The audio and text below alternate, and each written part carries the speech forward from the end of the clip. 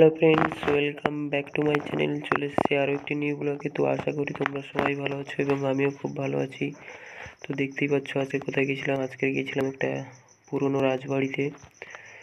তো ওখানে গেছিলাম একটি বিশেষ কাজে। তো কাজটি পরে বলছি, আগে তোমাদের বাড়িটা ঘুরিয়ে দেখাই।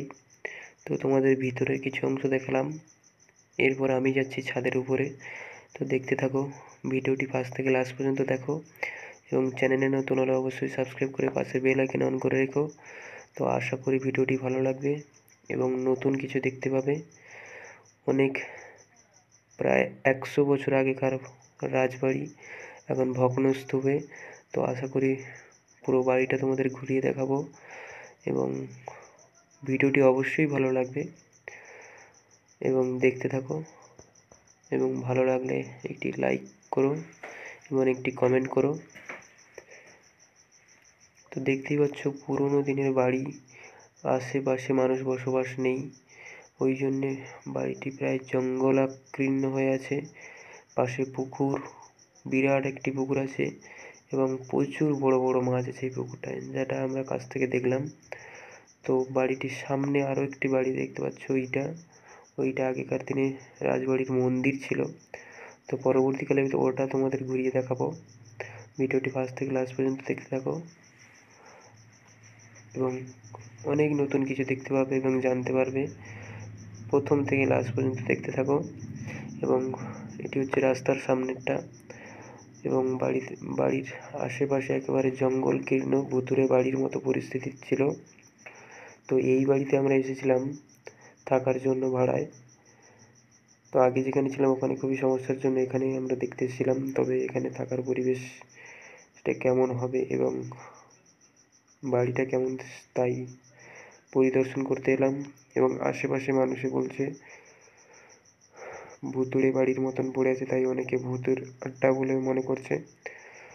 তবে বাড়ি থেকে নামার সময় বহু পুরনো কিছু মূর্তি দেখতে পেলাম। দেখতেই পাচ্ছ কিছু মূর্তি, তবে এগুলো কিসের মূর্তি এবং কোন দেবদেবীর মূর্তি সেটা আমি আন্দাজ করতে পারিনি। তো দেখা যাচ্ছে বহু পুরনো আগেকার দিনের কিছু মূর্তি। এখানে আগে জমিদাররা ছিল, তারা এখন চলে গেছে কলকাতা বা অন্যান্য দিকে তারা আছে।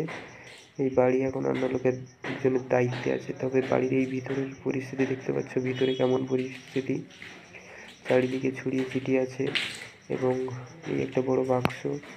এবং এইটা হচ্ছে বাড়ির সামনে,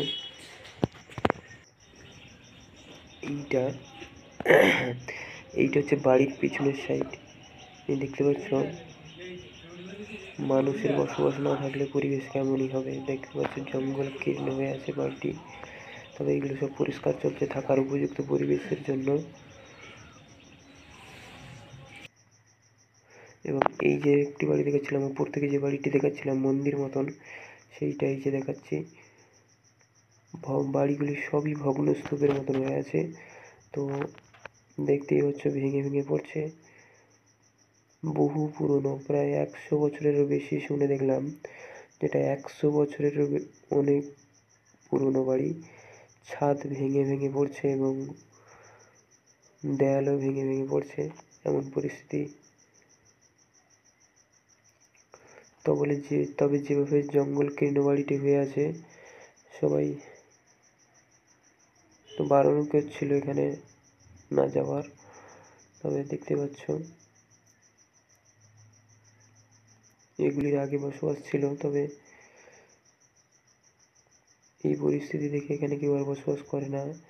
এবং এটি সম্পূর্ণ এরিয়াটি পাঁচিল দিয়ে ঘেরা, জমিদারদের আমলে তখনকার দিনে বাড়ি। এবং এবার তোমাদের মন্দিরের যে গম্বুজের চূড়াটি দেখাচ্ছিলাম,